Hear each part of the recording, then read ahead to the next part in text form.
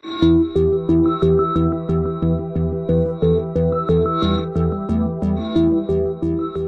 and a very warm welcome to each and every one of you. And today I'm bringing to you our Good News from Zion report on what does the newspaper say and what does the Bible say.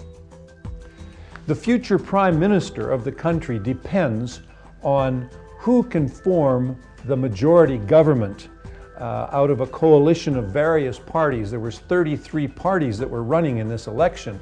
And when I went to vote yesterday, it was quite confusing in the box because I had all these choices to make. But nevertheless, we went through it, and I'm very proud to say that our family voted in yesterday's election. Now, Bibi Netanyahu is claiming the victory. He's saying that he can put together a coalition of more than 60 seats by gathering together many of the smaller religious parties and putting them together and to get more than 60 seats, because there is 120 seats in the Knesset, and so you have to have at least 61 to have a majority government. Now, who is this Bibi Netanyahu? He was born in 1949, and he's held actually 6 cabinet posts up until this point.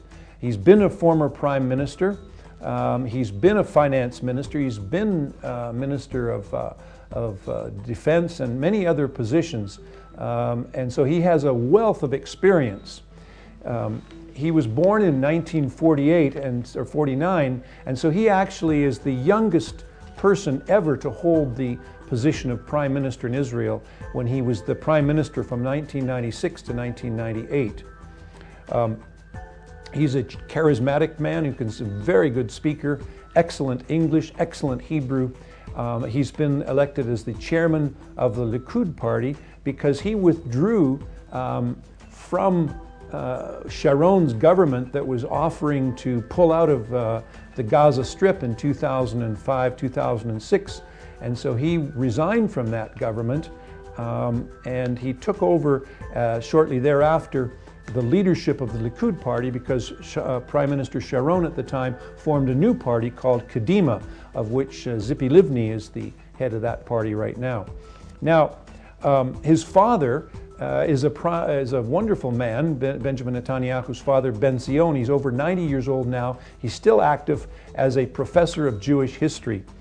And it was in it was when Bibi was 14, it was in the 50s, I suppose, or early 60s, when he went to the United States to study, as his father had been posted at Cornell University there. And he graduated from high school in the United States, and of course his English is impeccable, as he went on to study at MIT.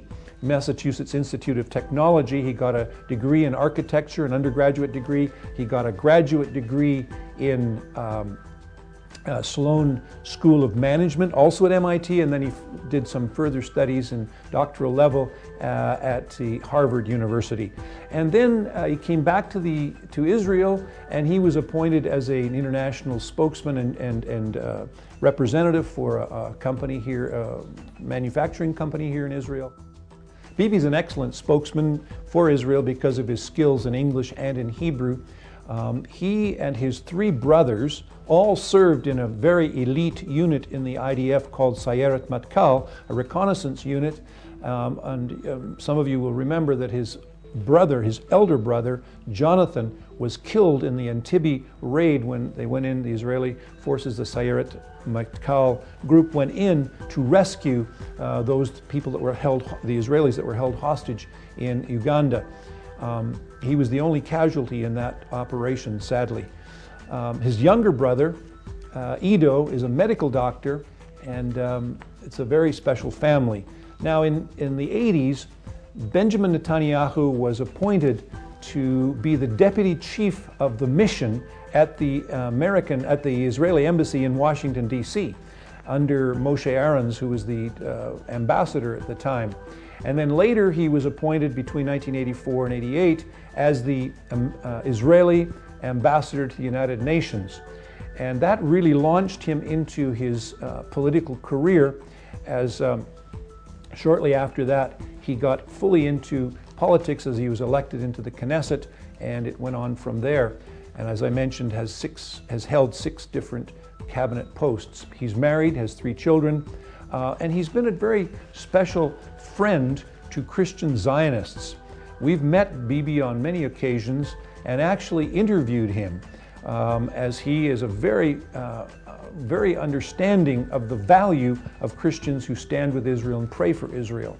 He's the only man that has said in this election, at the end of this election, with God's help, I will form the new government. And I think that's a matter that is vitally important for us to understand, that we need to pray for him. As it says in the scriptures in Proverbs, again, it says that the heart of the king is in the hand of the Lord, and he can turn it whichever way he wish. And I believe that he is a man that God can direct. And he's been very strong in previous administrations to stand up for not dividing Jerusalem, not giving up the Golan, and not having any preconditions in negotiations. And so he's a man that we need to pray for. I encourage you to do that. Pray for Benjamin Netanyahu, as perhaps he will be the next Prime Minister of Israel. Thank you very much for being with us, and shalom from Jerusalem.